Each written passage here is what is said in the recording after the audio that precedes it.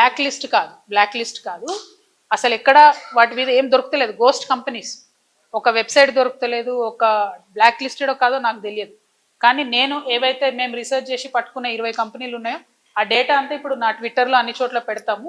ప్రభుత్వం జవాబు ఇవ్వాలి, ఏమవుతుంది, ఇది ఎందుకు ఇంత ఫేక్ చేస్తున్నారు, ఒకవేళ ఇన్వెస్ట్మెంట్ వస్తే వచ్చినది ఎక్కడ కంపెనీ ప్రారంభమైంది, ఆ సంస్థ ద్వారా ఎన్ని ఉద్యోగాలు ఇచ్చారు అది కూడా చెప్పండి. ఏదైనా స్టార్ట్ అయి ఉంటే నాకు తెలిసి అయితే పోయినసారి బీఆర్ఎస్ గవర్నమెంట్లో జరిగినటువంటి 1-2 MOUsకి సంబంధించి ఆ కంపెనీస్ని స్టార్ట్ చేసింది తప్పితే కొత్తగా వచ్చి ఈ గవర్నమెంట్లో వచ్చిన ఏ ఒక్క కంపెనీ కూడా ఒకటి కూడా ప్రారంభమైనట్టు నా దృష్టిలో లేదు.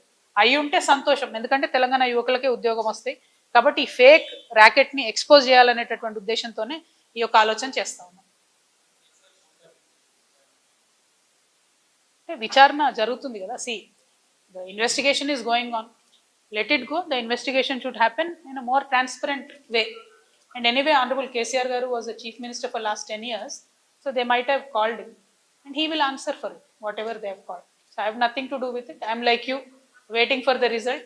I am hoping that this entire phone tapping thing will be concluded somewhere or the other, instead of just dragging it.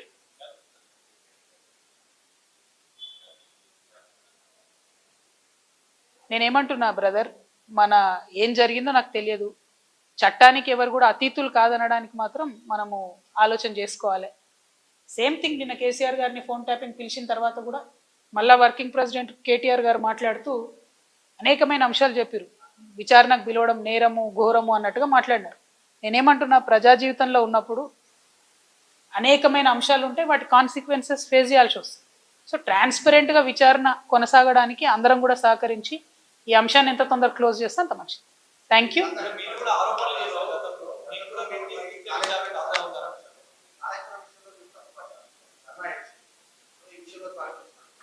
నేనేం తప్పు పట్టట్లే. నేనేమంటున్నా, వారు మాట్లాడిన మాటలు చూడండి, ఎట్లా అయితే మంచోడైనా చెడ్డోడైనా మేము చెప్పిన వాళ్ళకే ఓటేయాలన్నారో అసలు మమ్మల్ని విచారణకే పిలవద్దు అన్నట్టు మాట్లాడుతుంది.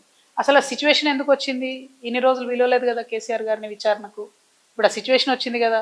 ఆ సిచ్యువేషన్ ఎందుకు వచ్చిందో ఇప్పటికన్నా అంతర్గతంగా వాళ్ళు పరిశీలన చేసుకోవాలి. 1, 2, ఒకవేళ పిలిచిండ్రు అనుకోండి విచారణకు, పోక తప్పదు. ఇప్పుడు రేపు నన్ను పిలిచినా పోతా, నన్ను కూడా అప్పుడు ఈడీ సిబిఐ పిలిస్తే పోతే కదా. నేను చేసినా నేరం చేయలేదా అనేటటువంటిది నేను చేయలేదని నా మనసుకు తెలుసు, కానీ అది ప్రూవ్ అవ్వాలి కదా. ఇప్పుడు కూడా అదే జరుగుతుంది. సో చట్టానికి అందరం కూడా సహకరించాలి, పిలిచినప్పుడు పోతాం. కాకపోతే ఆ యొక్క ఆలోచన విధానం ఏదైతున్నదో అందులో మార్పు రానంత కాలం బీఆర్ఎస్ పార్టీని మాత్రం ఎవడు కూడా బాగు చేయలేదు.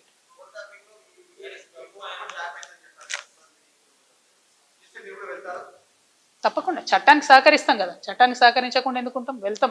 ఓన్లీ థింగ్ నేనేమంటున్నా అంటే, కాంగ్రెస్ గవర్నమెంట్ గుంటనక్కతోని కంప్లీట్గా మ్యాచ్ ఫిక్సింగ్లు ఉన్నారు కాబట్టి వాళ్ళు దీన్ని కంక్లూడ్ చేయరు. నిజమైన నేరస్తులు బయటకు వస్తారని నేను అనుకుంటలేను.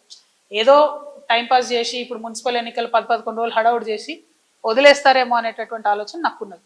కాబట్టి Congress has to prove if the government is transparent, if they are serious, investigation should go forward. ఏడబోతుంది 2 ఏళ్ల నుంచి, ఎక్కడ వేసిన గొంగలు అక్కడే ఉంది, తిరిగిన దగ్గరే తిరుగుతూ ఉన్నది. సో స్టాండ్ వేసి సైకిల్ దొక్కినట్టు ఉంది పరిస్థితి. అట్లా కాకుండా కంక్లూడ్ కావాలని కోరుతున్నాను.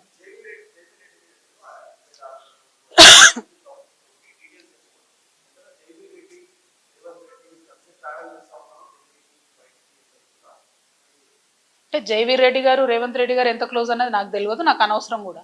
పాయింట్ ఏంటంటే, వారు బాధ్యత కలిగినటువంటి ఎమ్మెల్యేగా ఉన్నారు కాబట్టి వారి కంపెనీ నుండి 5,600 crores ఇన్వెస్ట్మెంట్ ప్లెడ్జ్ చేసిండ్రు ఇలా. సో వేరే కంపెనీలాగా ఇది కూడా ఉట్టిగా టైంపాస్ ప్లెడ్జా, సీరియస్ ప్లెడ్జా, వారు చెప్పాలి ప్రభుత్వం చెప్పాలని నేను అడుగుతున్నాను.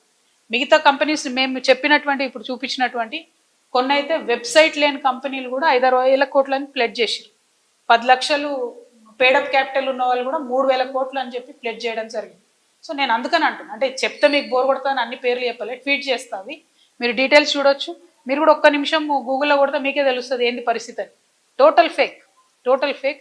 ఏదో 1-2 రియల్ కంపెనీస్ ఉన్నా కూడా అవేంది అని అంటే అక్కడ మార్కెట్కి అసలు వీడికి ఎట్లా వస్తారు, ఆ స్ట్రీమ్లో ఇంతగానం ఎట్లా ఇన్వెస్ట్ చేస్తారంటే సమాధానం లేదు, రోడ్ మ్యాప్ లేదు. సో వీటి మీద స్పష్టత ఇవ్వాల్సిన బాధ్యత ప్రభుత్వానికి ఉన్నది, ప్రశ్నలు అడిగే బాధ్యత ప్రతిపక్షంగా మాకున్నది. కాబట్టి మేము అడుగుతాం. Thank you. జై తెలంగాణ.